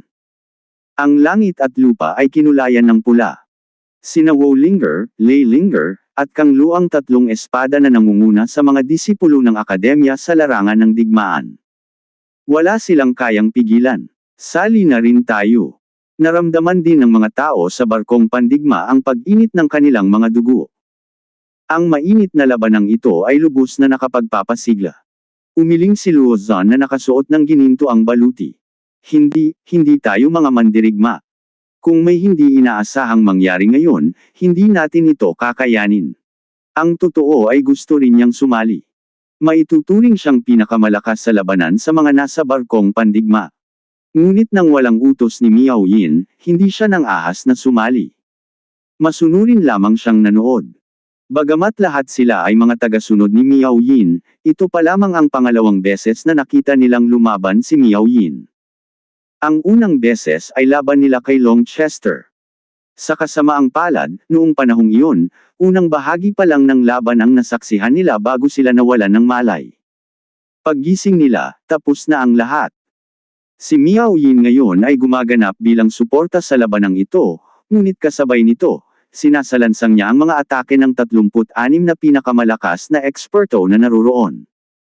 Ang tagpong ito ang nagpaalab sa kanilang dugo. Ngayong sumali na si Miao Yin, bumalik si Long Chester sa mga tarangkahan. Nakatayo siya roon at binantayan ang larangan ng digmaan. Hindi na niya balak sumali, at hindi na rin niya kailangang sumali pa. Nanginginig pa rin ang harang ng unang akademya. Napakahina na nito ngayon. Hanggat sabay-sabay na umatake ang 10 triple manifestation na Divine Sovereigns, agad itong masisira. Gayunpaman, dahil nakatayo si Long Chester sa harap ng mga gate, walang sino man ang nang-ahas na isipin ito. Sinumang maglakas loob na lumapit sa kanya ay mawawala ng buhay. Ang pagpatay kay Long Chester sa simula ay lubos na nagpatakot sa kanila. Malaya siyang nakagalaw sa kanilang hanay at napatay sila sa isang nakakatakot ngunit casual na paraan. Ang kanyang movement art ay talagang nakakatakot. Wala ni isa sa kanila ang nang-ahas na lumaban sa kanya ngayon. Tumataas ang moral ng akademya. Sa kabilang banda, ang hukbo ng Immortal Ascension Gate ay nasa ganap na kaguluhan. Halos gumuho na sila. Kung hindi agad mababago ni Tujiya at ng iba pa ang sitwasyon, hindi magtatagal ay tatakas sila para sa kanilang buhay. Nagpanik sina Tujiya at ang iba pa. Akala nila ay wawasakin nila ang akademya gamit ang lubos na kapangyarihan. Tutal, napakalaki ng agwat sa kapangyarihan sa pagitan ng dalawang panig. Maaari silang manalo kahit na lumaban sila ng nakapikit. Kaya, hindi sila nag-abala sa isang plano sa labanan o anumang taktika. Pumasok lang sila ng walang ingat upang makuha ang karma clock ng unang akademya. Sa kasamaang palad, ang pagdating ni Long Chester ay naging sanhi ng pagkagulo ng lahat. Ang kanilang napakalaking hukbo ay pinapatay na ngayon sa isang panig na massacre. Hulihin mo ang mga tao sa barkong pandigma. Biglang utos ni Tujiya. Tunay na nakakatakot ang mga depensa ni Miao Yin. Pansamantala silang hindi nakalusot, at hindi rin nila nagawang kabkuban ang akademya. Nang makitang malapit ng gumuho ang hukbo, alam ni Tujiya na kailangan niyang gumawa ng paraan. Kung hindi, sa sandaling may tumakas, lahat ay guguho. Pagkatapos ay magiging pinakamalaking katatawanan sila sa mundo. 3 sa mga pinakadakilang eksperto ang agad na sumugod patungo sa barkong pandigma. Nako, papalapit na sila sa atin. Umalangaw-ngaw ang mga sigaw ng pagkagulat. Bagamat may ilan sa kanila na buong pagmamalaking nagpahayag na gusto nilang sumali, karamihan sa mga taong ito ay hindi pa man lang nakilahok sa isang totoong labanan. Imposibleng agad nilang makalaban ang isang divine sovereign na may tatlong manifestasyon. Tinatrato nila tayo bilang mga bihag. Minamaliit talaga nila tayo. Galit na humakbang paarap si Luo Zhan. Maya-maya lang tumunog ang tunog ng sitara. Isang kwerdas ang lumitaw, at ang kwerdas na ito ang naghiwalay sa langit at lupa. Nakalapit na ang tatlong triple manifestation divine sovereigns nang hatiin din ang kanilang baywang. Ang pinaka nakakatakot sa lahat, sa tunog ng sitara na iyon, instinctively nilang itinaas ang kanilang mga armas para ipagtanggol, ngunit maging ang kanilang mga armas ay naputol na parang tofu. Isang bagay na kayang agad na hatiin ang mga armas ng Heavenly Sovereign Dao. Malamang ito ang Heavenly Devil Zither. Naningkit ang mga mata ni Tu Jia. Agad niyang naisip ang mga chismis tungkol kay Ziyan at ang koneksyon nito kay Long Chester. Kumunot ang kanyang noo, at halos himatayan siya. Tumakbo. Agad siyang nagdesisyon. Sinenyasan niya ang iba at sabay-sabay silang tumakas. Hindi man lang nila inabala ang kanilang mga alagad. Gusto mo nang tumakbo ngayon. Huli na ang lahat. Batas ng Santo Paghuhukom ng Santo Espada. Itinaas ni Long Chester ang kanyang kamay. Napunit ang langit, at isang napakalaking espada na nababalutan ng sagradong liwanag ang bumusina patungo kay Tu Jia. Kabanata 7138. Ang higanteng espadang iyon ay pumutol sa kalawakan at winasak ang mga batas ng mundo. Ang malakas nitong presyon ay kumapit kay Tu Jia, at ang kanyang proteksyon na banal na liwanag ay agad na nawasak. Maging ang kanyang manifestasyon ay kumurap ng walang kabuluhan. Kinilabutan si Tu Jia. Hindi pa man dumarating ang atake ni Long Chester, pakiramdam niya ay sasabog na siya dahil sa matinding pressure. Walang paraan para harangan niya ang atakeng ito ng mag-isa. Isang dampilang ay papatay na siya. Matapos makaakyat sa dalawa pang heaven stages, ang kapangyarihan ng batas ni Long Chester ay lalong lumawak at lumakas. Ang kanyang Saint Sword Judgment ay nasa ibang antas na ngayon. Pinagdikit ni Tu Jia ang kanyang mga ngipin. Bigla siyang kumuha ng isang anteng-anteng at dinurog ito. Nagliyab ang anteng-anteng, at ang mga rune ng batas ay nagtagpo at naging isang gininto ang kalasag. Ang kapangyarihan ng soberanya ay sumikat sa kalangitan. Ang aura na naman ng isang makalangit na soberano. Bahagyang nanliit ang mga mata ni Long Chester. Boom! Tinamaan ng Saint Sword Judgment ni Long Chester ang gininto ang kalasag ng may isang pagsabog, at sabay na sumabog ang espada at kalasag. Hinaranggan ng kalasag ang atake, ngunit ang nagresultang pagsabog ay nagpabuga ng dugo kay Tu Jia. Nako, isang banal na anteng-anteng na gawa sa asensya ng dugo ng isang makalangit na soberano ay nawasak ng ganoon na lang. Tumutulo ang dugo sa puso ni Tu Jia. Napanatili niya ang kanyang buhay, ngunit gaano kahalaga ang halaga nito.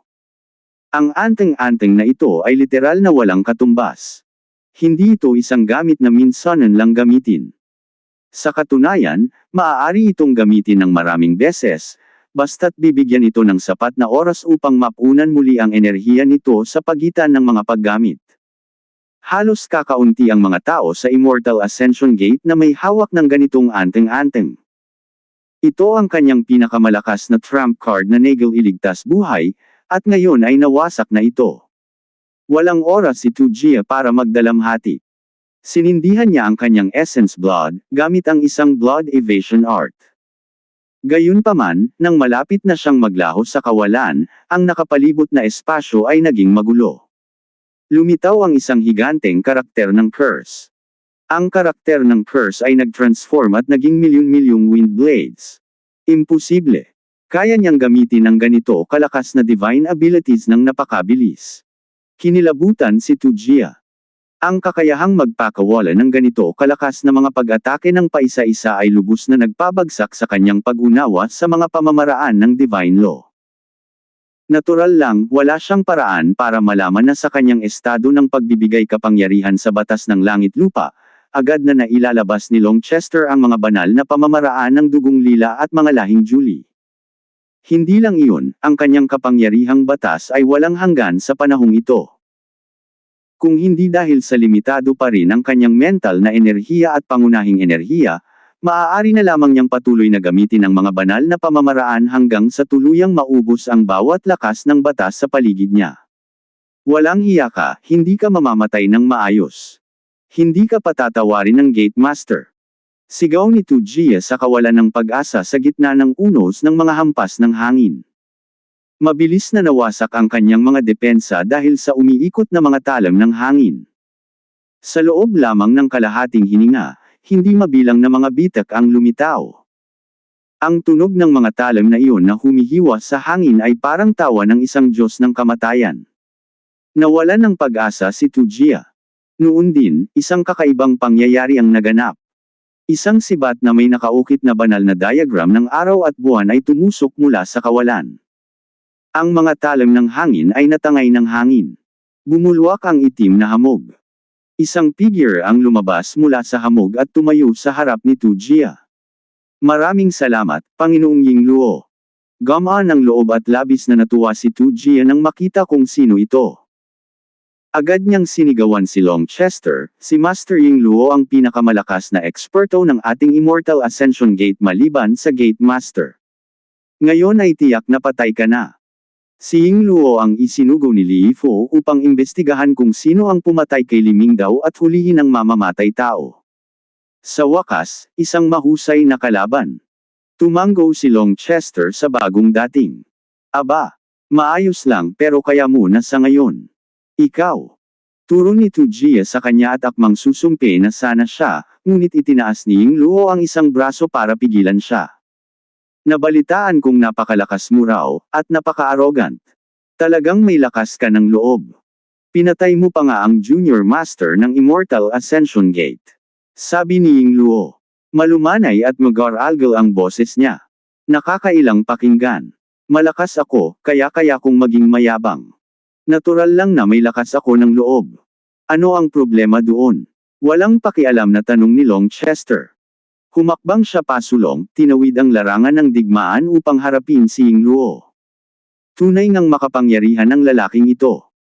Kahit na lahat sila ay teknikal na triple manifestation divine sovereigns, ang kanyang aura ay nasa ibang antas kumpara kina Tujia at sa iba pa. Oo, matapang ka. Hindi mo ba balak isali ang kaibigan mong may Heavenly Devil Zither? Tanong ni Yingluo. Sinusubukan mo ba akong pukawin? Aba, nagtagumpay ka. Gawin natin ang gusto mo. Ziyan, patayin natin siya ng sabay-sabay. Pangungot siya ni Long Chester. Umalangaw-ngaw ang tunog ng sitara bilang tugon, at sa sumunod na sandali, lumitaw ang figure ni Ziyan sa likuran ni Yingluo at Tujia. Ikaw. Nagulat si Yingluo. Hindi umakto si Long Chester gaya ng inaasahan niya. Malinaw na sinubukan niyang hulihin si Long Chester gamit ang mga salita dahil ayaw niyang labanan si Ziyan. Tutal, iyon ang Heavenly Devil Zither. Sino ba ang hindi matatakot sa ganoong bagay? Sa kanyang pagkadismaya, hindi nag-aksaya ng oras si Ziyan at sumali. Nasa harap niya ang Heavenly Devil Zither. Sa isang pindot lang ng tali, gumuho ang nakapalibot na espasyo. Isang sound blade ang humiwa sa kalangitan, mas malakas kaysa sa ataking pumatay sa tatlong triple manifestation divine sovereigns. Naabot ng sound blade sina Yingluo at Tujia bago pa man sila kumurap. Umungol si Yingluo at itinaas ang kanyang sibat. Nagliwanag ang mga banal na rune ng araw at buwan. Tama ang tama ng dulo ng sibat sa talam ng tunog. Boom! Sumabog ang sound blade, dahilan para lumipad ang mga spatial rune. Umungol si Yingluo at napaatras ng ilang hakbang. Samantala, si Tujia naman, ang nakakatakot na kapangyarihan ang dahilan kung bakit siya muling sumipsip ng dugo.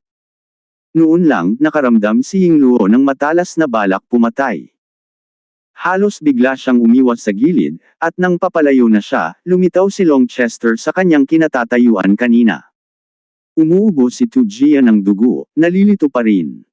Gusto na sana niyang kausapin si Yingluo nang makita niya si Long Chester na nakatayo roon sa kanyang pwesto.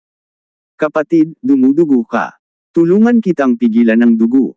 Bukas palad na sabi ni Long Chester. Hindi na nakapag-react pa si Tujia.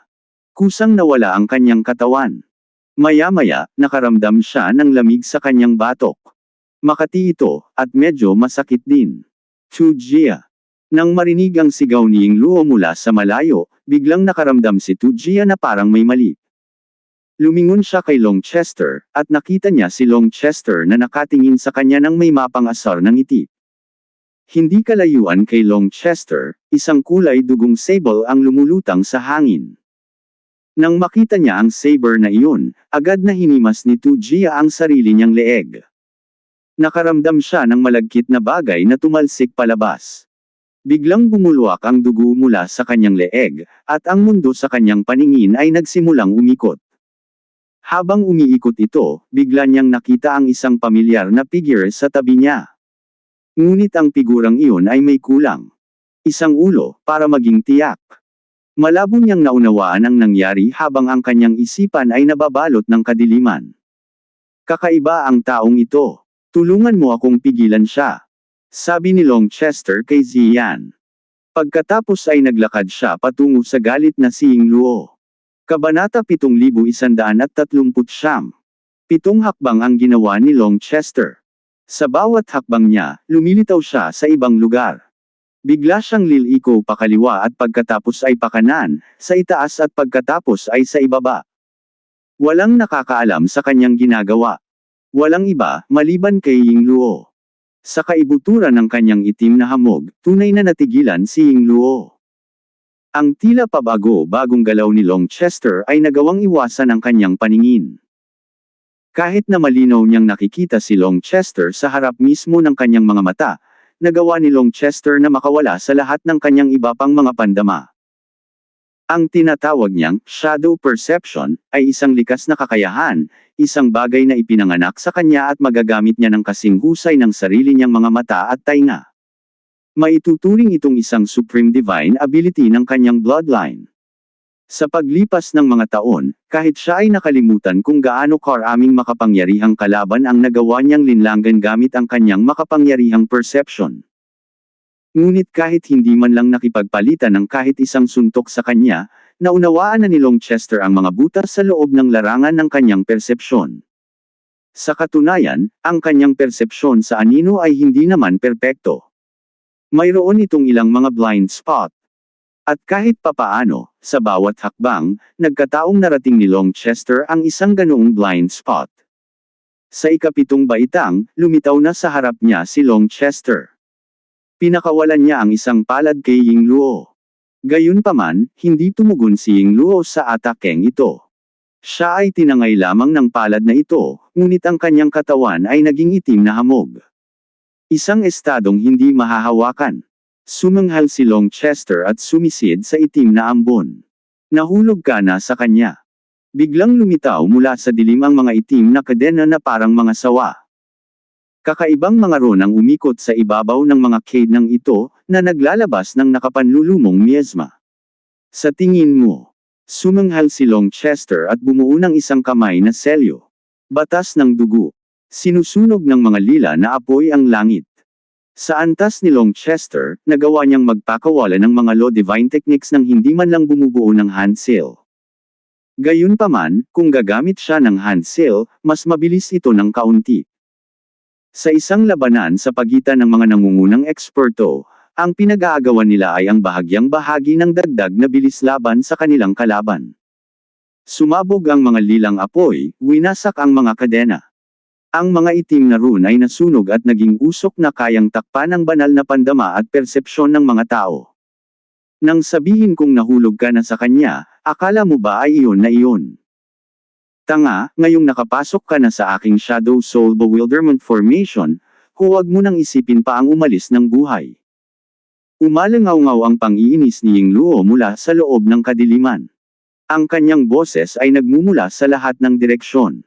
Para bang isang daang Ying Luo ang sabay-sabay na nagsasalita. Bukod pa rito, bawat boses ay magkakaiba. Ang ilan ay mataas, at ang ilan ay mababa. Ang ilan ay nasa sabik, at ang ilan ay galit. Ngunit lahat sila ay may pagkakatulad, sila ay parang mga karayom na may kakayahang tumagos sa espiritual na depensa ng mga tao at tamaan sila sa kanilang pinakamahinang bahagi. Isang nakakalitong teknik sa boses. Walang iba kundi isang walang kwentang panlilinlang. Tahimik ang boses ng Grand Dao. Kumislap ang mga rune ng asensya ng langit at lupa sa mga mata ni Longchester, at pinagsalikop niya ang kanyang mga kamay. Isang alon ang kumalat sa buong itim na ambon. Ang nakabibighaning boses na iyon ay agad na tumahimik. Natabunan ng tunog ng langit at lupa ang lahat ng iba pang tunog, at hinaranggan nito ang sound technique ni Ying Luo sa isang iglap. Bukod dito, para bang pinapatunayan ang perpektong kontrol ni Longchester, hindi nito naapektuhan si Miao Yin kahit kaunti. Sa lahat ng ito, tinutulungan ni Miao Yin ang lahat na lumaban. Hindi tumigil ang pagtambol at pagsasayaw. Ngunit ang kanyang focus ay nakatuon sa panig ni Longchester. Talas din ang mga pandama ni Miao Yin. Sa sandaling lumitaw si Ying Luo, nakaramdam siya ng panganib sa loob niya. Alam niyang napakalakas ni Ying Luo. Samantala, malakas si Longchester, ngunit tila minamaliit nito si Ying Luo. Nag-aalala si Miao Yin na baka mabigla ito dahil sa labis na kapabayaan. Handa siyang tulungan ito anumang oras. Ngunit nang sandaling kumalat ang boses ng langit at lupa, napatitig siya ng hindi makapaniwala. Kung ginamit lang ni Longchester ang galaw na ito noong naglaban sila, maaaring naputol na niya ang anumang gagawin nito mula pa sa simula. Sa sandaling ginamit niya ang teknik na ito, agad sana itong makakalikha ng isang butas, at dahil sa napakalaking karanasan sa pakikipaglaban ni Longchester, iyon lang ang kailangan niya para sa isang mabilis na tagumpay. Nanatili siyang hindi kumbinsido sa kanyang pagkatalo sa lahat ng oras na ito. Akala niya ay naging pabaya at malas lang siya. Gayunpaman, tila ngayon ay hindi pa naipakita ni Longchester ang kanyang buong kapangyarihan sa labanang iyon. Sa madaling salita, hindi lamang siya mas malakas kaysa sa kanya, kundi napakalakas niya kaya hindi niya ito itinuring na karibal. Nabalot ng katahimikan ang madilim na lupain. Bigla, isang sibat ang hamampos sa kalawakan at agad na umabot kay Longchester. Isang walang kapantay na kapangyarihan ng soberano ang nagngangalit sa loob ng sibat na ito.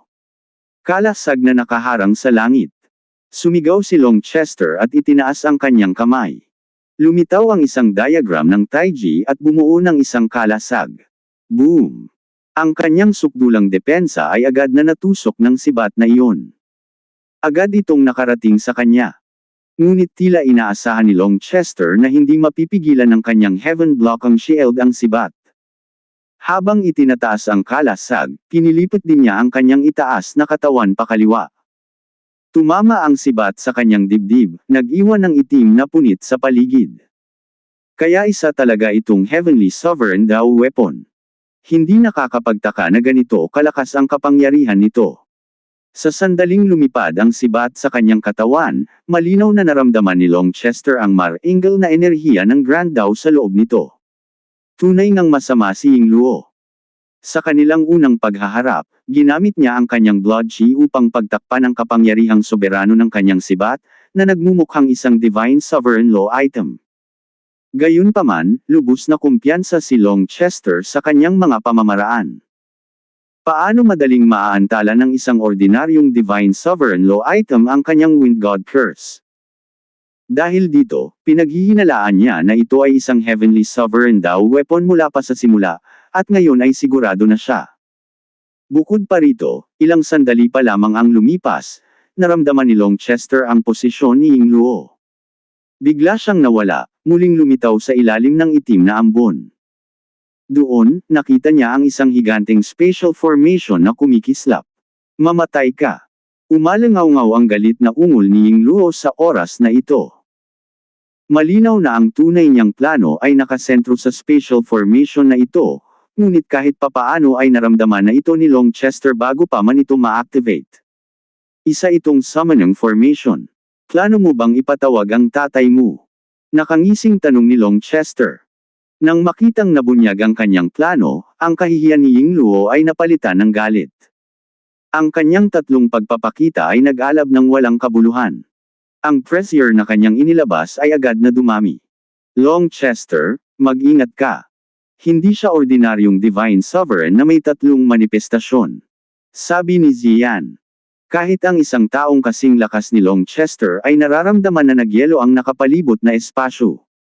Parang gumuguho ang langit sa kanya. Oh, hindi ka na nagkukunwari. Panahon na ba para ilatag ang lahat ng ating mga baraha sa mesa? Huminga ng malalim si Long Chester. Nagliyab ang kanyang mga ro na heaven-earth sa kanyang mga mata, at bumuo siya ng mga handsail. Daang kalasag na nakaharang sa langit. Isang nakakagulat na tanawin ang lumitaw. Maraming mga diagram ng Taiji ang lumitaw sa kanyang harapan sa isang iglap. Isa itong teknik na may banal na batas. Kahit ang isang piling eksperto ay mangangailangan ng oras para magamit ito kahit isang beses, at mangangailangan din ito ng 12 o daan-daang handsail sa normal na paraan.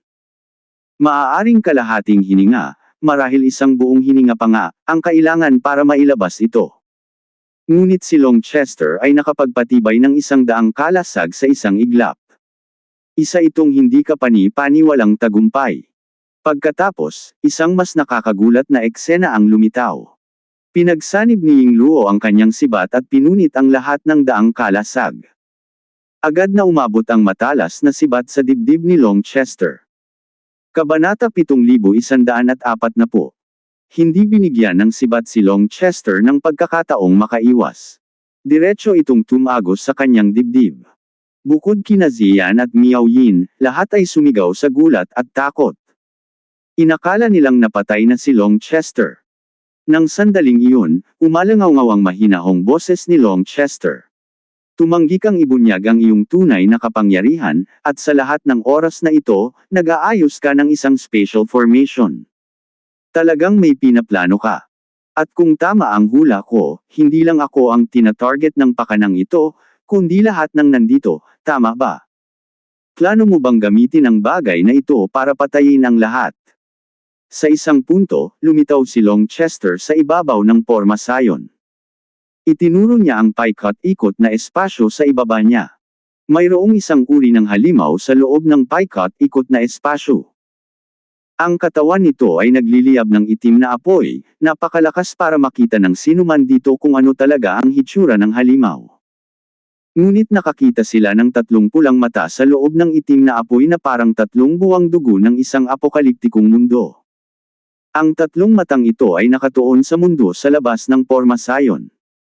Parehong nakaramdam ng lamig ang kaibigan at kaaway nang makita nila ang mga matang iyon. Nakita nila ang pagkauhaw nito sa laman. Tila ang klasipikasyon ng kaibigan at kalaban ay para lamang sa kanila. Para sa halimaw, lahat ng nasa larangan ng digmaan ay pawang biktima lamang. Nagliliyab ang balak pumatay ni Ying Luo. Tinawag niya ang kanyang Black Mist Domain at gumawa ng napakaraming paraan para lamang maitago ang pag-activate ng spatial gate na ito. Gayunpaman, nang malapit na itong makumplito, natuklasan ito ni Long Chester. Muntik na siyang mabaliw. Ang 100 kalasag na ipinatawag ni Long Chester ay hindi para pigilan ang sibat. Ang mga ito ay para ubusin ang lakas ng atake ni Ying Luo upang makatakas siya mula sa pagkakakandado nito. Sa sandaling nangyari iyon, lumitaw si Long Chester sa harap ng spatial formation. Ang tinamaan ni Ying Luo ay isa lamang afterimage. Sa lahat ng mga ekspertong naroon, tanging sina Ziyan at Miao Yin lamang ang malinaw na nakakita nito. Matandang fogey ka, may spiritual contract ka ba sa isang outsider devil? Hihihi, ang lakas talaga ng loob mo. Kapag kumalat ang balita, agad nawawasakin ang Immortal Ascension Gate mo.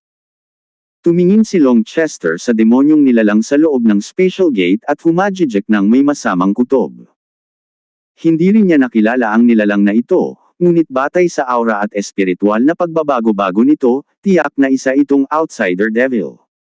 Bukod pa rito, malinaw na mayroon itong espiritual na kontrata kay Ying Luo. Mas malakas talaga ang aura ng demonyong nilalang kaysa kay Ying Luo. Sa teorya, dapat sana ay agad niya itong pinakawalan para gulatin ang lahat at matigil ang labanan. Samantala, sinusubukan ni Ying Luo na pigilan ang kanyang pagkataranta. Ikaw na walang hiya, tumigil ka na sa pag-imbento ng mga kasinungalingan. Tumaas ang kilay ni Long Chester. Tiningnan niya ang demonyong nilalang na may 3 mata at biglang napabulalas. Kaya kahit ang Gate Master mo ay hindi alam ang tungkol sa kontrata mo. Mukhang ambisyoso ka talaga. Ipapakain mo ang buong akademya at ang mga tinatawag mong kakampi sa nilalang na ito. Sa katunayan, ipinapalagay kung ipapakain mo rin ito ng ilan sa mga manifestasyon ng Karma Clock Dragon ng Akademya. Pagkatapos, ang kapangyarihan nito ay tataas sa isang bagong antas. Lalakas ka rin hanggang sa punto na kahit ang buong Immortal Ascension Gate ay walang magagawa sa iyo. Sa katunayan, marahil ay direkta mong papatayin si Li Yifo at sakupin ang sekta. Ikaw, nanginginig ang boses ni Ying Luo. Takot na siya ngayon. Bawat hula ni Long Chester ay 100% tama. Noon, siya at si Li Yifo ang dalawang pinakadakilang henyo sa langit ng Immortal Ascension Gate. Pareho nilang inaasam ang posisyon bilang Gate Master. Sa kasamaang palad, mas mahina ang pinagmula ni Ying Luo kaysa kay Li Yifo, at sa huli ay natalo siya. Matapos matalo, upang maiwasan ang pagkatalo ni Li Yifo, binigyan ni Ying Luo ang kanyang dating karibal ng isang hibla ng kanyang kaluluwa. Ang tanging dahilan kung bakit hindi siya pinabayaan ni Li Yifo at ginawa siyang pinakamalakas na aide ay dahil sa hibla ng kaluluwang ito. Gayunpaman, hindi alam ni Li Yifo na ang hibla ng kaluluwa ni Ying Luo ay bahagi lamang ni Ying Luo. Ang kabilang bahagi ay pag-aari ng nilalang na ito. Kaya kahit sirain ni Li Yifo ang hibla ng kaluluwa, hindi mamamatay si Ying Luo. Sa pinakamalaki, magtatamo siya ng matinding pinsala. Gumugol si Ying Luo ng hindi mabilang na taon sa palihim na pagpapalaki sa nilalang na ito. Habang lumalakas ito, kasabay nito ang paglakas ng sarili niyang kapangyarihan. Sa katunayan, matagal na itong umabot sa puntong kaya na niyang takutin si Li Yifo. Upang hindi siya matakot kay Li Yifo, wala siyang ibang magawa kundi pigilan ang sarili niyang pagsulong at maghintay ng pagkakataon. Sa wakas, natagpuan niya ang kanyang pagkakataon. Ang pagkakataong iyon ay nang tipunin ng Immortal Ascension Gate ang lahat ng puwersang ito upang maglunsad ng magkasanib na pag-atake sa High Firmament Academy. Nang malaman niya ang planong ito, agad na gumawa si Ying Luo ng sarili niyang mga plano. Gagawin niyang altar ng sakripisyo ang larangan ng digmaang ito, at iaalay niya ang laman at kaluluwa ng lahat sa nilalang na ito. Tungkol naman sa manifestasyon ng Karma Clock Dragon, hahatiin niya ito sa nilalang na ito. Ang kanilang kapangyarihan ay tataas sa antas kung saan, lalo na ang Immortal Ascension Gate, kahit sa buong 9 na langit at 10 lupain, kakaunti ang mga taong maaaring magbanta sa kanya. Hanggat hindi siya lalampas sa inaasahan at magiging maayos ang lahat, malaya siyang gawin ang anumang gusto niya sa mundong ito. Gayunpaman, nagbago ang plano ng labanan halos kasabay ng pagbuo nito. Si Ying Luo ang dapat sanay mamuno sa pag-atake sa akademya, at pinlano niya ang lahat batay doon. Ngunit pagkatapos, isang hindi kilalang kontrabida ang pumatay kay Li Mingdao. Galit na galit si Li Yifo, at ipinadala si Ying Luo upang imbestigahan ang bagay na ito. Lubos nitong sinira ang kanyang mga plano. Wala siya sa posisyon para suwayin ang mga utos ni Li Yifo. Ang kanyang soul strand ay bihag pa rin, at agad na malalaman ni Li Yifo kung hindi siya pupunta sa dapat niyang puntahan. Kaya, wala siyang ibang magawa kundi ang itigil ang kanyang mga plano. Hindi niya inaasahan na biglang magpapadala ng balita si Tu Jia na si Long Chester ang pumatay. Natural lamang, nang matanggap ang balita, agad na inutusan ni Li Yifo na hulihin ng buhay si Long Chester. Tuwang-tuwa si Ying Luo, at agad na sumugod ng buong bilis. Gayunpaman, pagdating niya, agad niyang naramdaman kung gaano kalakas sina Long Chester, Ziyan, at Miao Yin. Bagamat may kumpiyansa siyang malalampasan ang larangan ng digmaan, nag-aalala siya na makakatakas silang tatlo.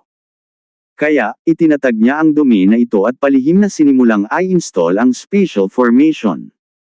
Makikipagsanib puwersa siya sa nilalang na ito upang ikulong ang buong larangan ng digmaan.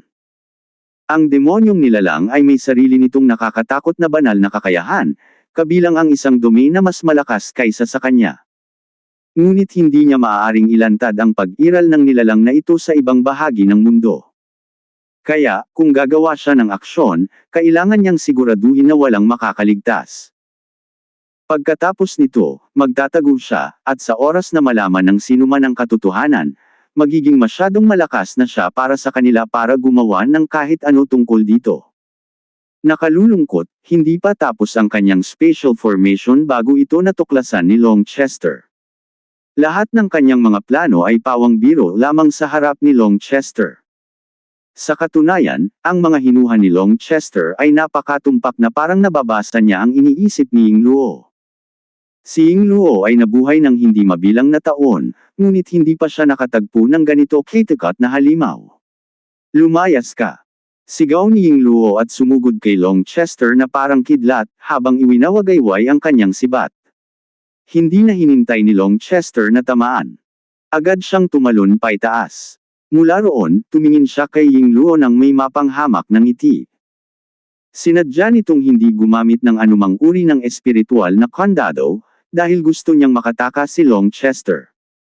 Ayaw niyang bigyan ng pagkakataon si Longchester na basagin ang porma sayon. Bilang resulta, talagang nakatakas si Longchester, ayon sa plano. Ngunit ang pagkakita sa ngiting iyon ay nagdulot ng masamang kutob kay Yingluo. Tumingin siya sa ibaba, at ang nakita ay nagpalaki sa kanyang mga mata sa gulat. Lumalabas na kahit papaano ay nakapag-iwan si Longchester ng 2 bakas ng paa sa spatial formation. Dumaloy ang mga rune ng Heaven Earth sa mga bakas ng paa na iyon, at pagkatapos, sumabog ang mga ito. Boom! Walang hiya ka! Sigaw ni Yingluo. Hindi ganoon kalakas ang kapangyarihan sa likod ng pagsabog, ngunit sapat na ito upang guluhin ang porma sayon. Isang malakas na agos ng enerhiyang pangkalawakan ang sumabog, na nagpalipad kay Yingluo.